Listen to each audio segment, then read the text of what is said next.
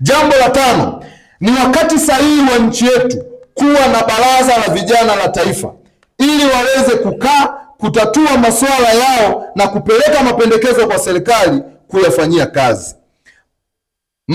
Mapendekezo ya vijana yaweze kufanyiwa ufumbuzi. Ndugu zangu, mnakumbuka mwaka 2021 Rais wa Jamhuri ya Muungano wa Tanzania Mheshimiwa Samia Suluhu Hassan alikuja Mwanza, akaahidi atafanya haraka iwezekanavyo kuanzisha mchakato wa baraza la vijana la taifa.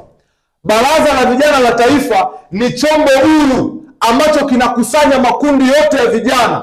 Vijana wanaweza kukaa wakajadiliana na wakapanga mambo yao, na watu pekee wenye jukumu la kuhakikisha huu mchakato unakamilika ni serikali ya Rais Samia kupitia waziri mkuu, ambaye huyo wizara ya vijana iko ndani yake. Lakini mpaka leo ni miaka 4 sasa, baraza la vijana la taifa halijaanzishwa.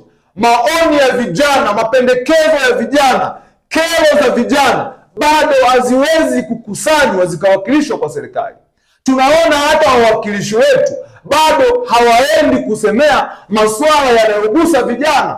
Ndio maana utasikia waziri mkuu anatoa kauli kama hizi kwamba vijana waliomaliza degree waende VETA. Ni kwa sababu hawachukui maoni ya vijana walioko mitaani. Hawajui ni kwa kiasi gani vijana walioko mitaani wanataabika.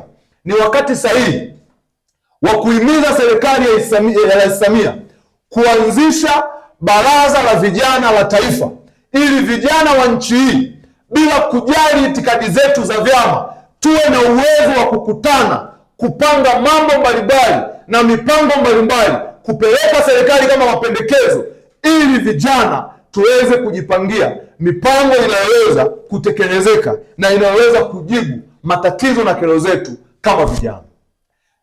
Kuna siku moja nilikuwa kwenye kipindi cha television, nikakutana na mjadala wa vijana wa nchi ya Uganda, Burundi, Kenya na Rwanda. Hawa vijana wanajadiliana kwa sababu nchi zao zinatambua uwepo wa mabaraza ya vijana ya taifa. Yaani vijana wakiwa na changamoto, maoni yao yanapelekwa moja kwa moja kwa serikali. Wanakusanya vijana wenyewe, wanapeleka kwa serikali, serikali inayofanyia kazi. Hapa kwetu leo, vijana wakiwa na changamoto watasemewa tu kupitia majukwaa ya vyama vya siasa kama tulivyowaita sasa. Lakini hakuna jukwaa maalum ambalo linaweza kukusanya maoni ya vijana na yakafanywa kazi.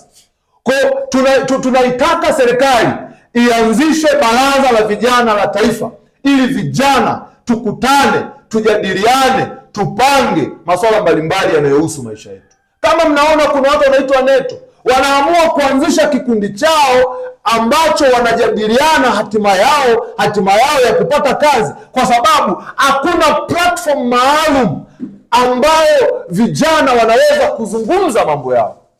Ni wajibu wa serikali kufanya haya mambo. Ukifuatilia nchi yetu, vijana wako nyuma sana kwa sababu ya serikali haioni vipaumbele vya kuwasaidia vijana. Lazima serikali yetu iweze kutafsiri uchumi na maisha ya vijana, uchumi na maisha ya Watanzania. Tukiwa na serikali ambayo inaweza kutafsiri maisha ya Watanzania na uchumi wao, tunaweza kufika mbali kama taifa. Mwisho, huyu kijana anayemaliza VETA, anayeambiwa akasome VETA, akimaliza VETA, akitaka afungue kampuni au afungue kiwanda, inamhitaji process ya zaidi ya miezi 6 mpaka mwaka kuanzisha kiwanda. Ataambiwa aende SIDO, ataambiwa aende BRELA, ataambiwa aambatanishe transactions tu za milioni 10 na ngapi ili aweze kufungua kiwanda. Huyu ni kijana ambaye amemaliza tu chuo, hana fedha, hana mtaji, anataka kufungua kiwanda. Mpaka ataambiwa aende Dodoma, atazungushwa mpaka atakata tamaa kufungua kiwanda. Lakini nchi kama Rwanda, mtu anaweza kufungua kiwanda, anaweza kuapply na kuanzisha kiwanda chake kupitia smartphone yake mkononi. Nchi kama Kenya, kijana anaweza kuanzisha kiwanda kwa kuapply na kufuata procedure namna gani anaweza kuanzisha kiwanda. Na hata malipo kwenye uanzishaji wa kiwanda, nchi kama Kenya, nchi kama Rwanda, ni very easy. Ndani ya wiki moja mtu anaweza akaanzisha kiwanda, kwa sababu nchi ile zinaamini kwamba kukiwa na uzalishaji mkubwa katika nchi, tutaendelea kuexpand ukuaji wa uchumi wa nchi yetu. Kwa ni wakati wa serikali yetu kusikiliza mawazo mbadala, hata kama hawayapendi, wayasikilize kwa ajili ya kuokoa maisha ya vijana wa nchi yetu. Na washukuruni sana.